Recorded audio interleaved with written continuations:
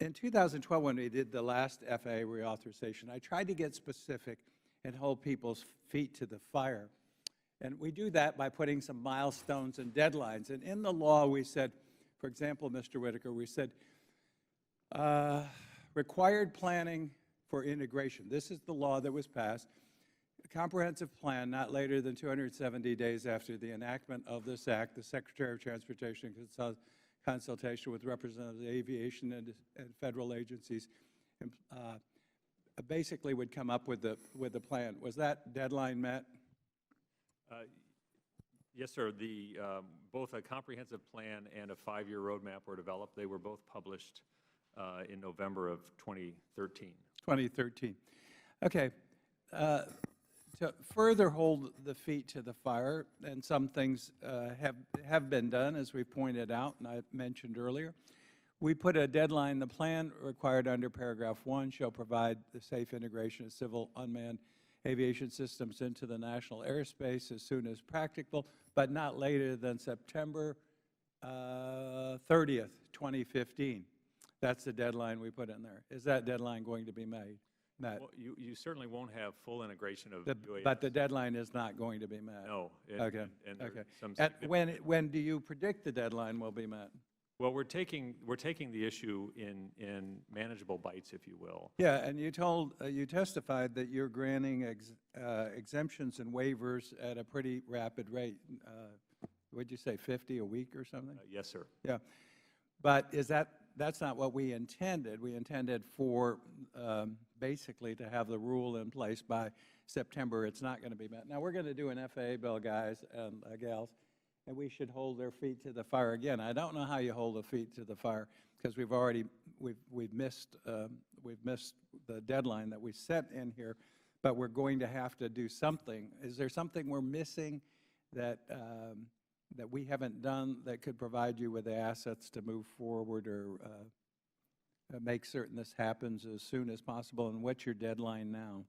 We have broken the task into pieces, if you will. When will it be done?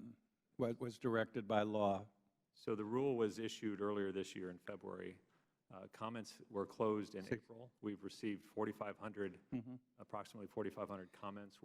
All that's part of the record. When will we be done? So the rule, we have to adjudicate those comments. We'll clear the rule out by the end of the year. 16, 17? The rule will be in place within the year. Within a year. That's correct. So, okay, mark that down, staff. We could do a hearing a year from now and see if they've completed the task. But there are a host of issues, privacy, and we had this little question here with the staff and some of us.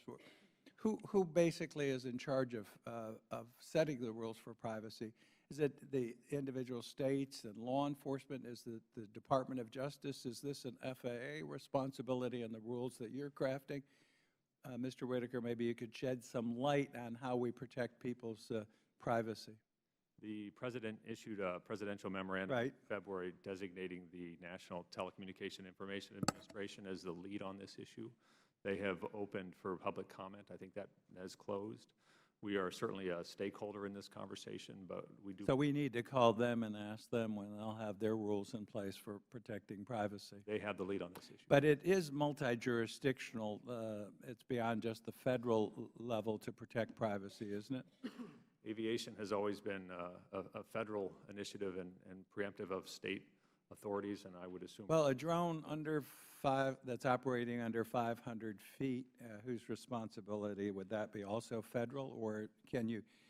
I mean, local law enforcement is already using some devices, and other folks are using it. Who controls and that's probably the biggest concern of privacy, is somebody within 500 feet over people's homes, property, surveillance capability of these drones. Yeah, by statute, even at those altitudes, it's federal airspace. Still our responsibility. So we'll wait to see the development of that and specifics on that rule.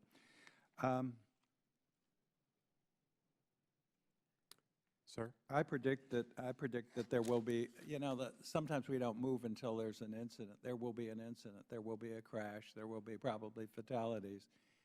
because you have so many of these things flying. I hope it doesn't take down a big commercial aircraft.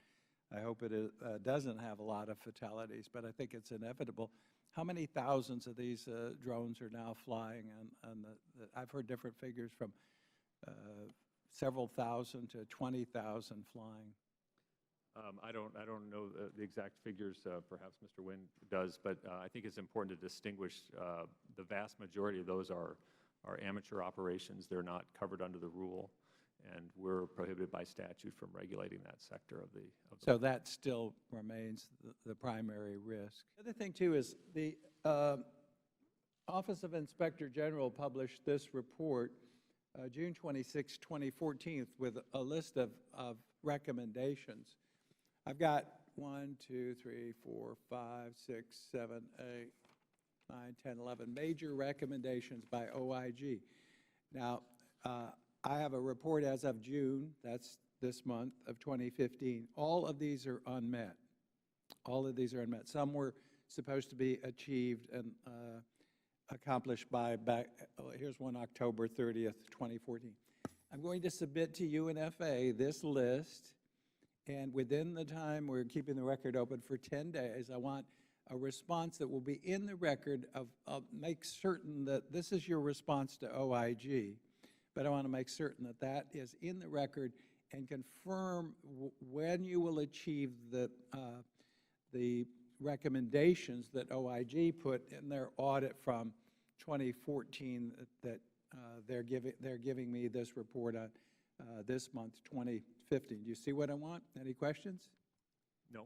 In the record by the time. So again, we're going to do another hearing a year out. You said you're going to do that. These are important milestones that OIG identified a year ago to be completed. And I want that report in the record so that we have these milestones met.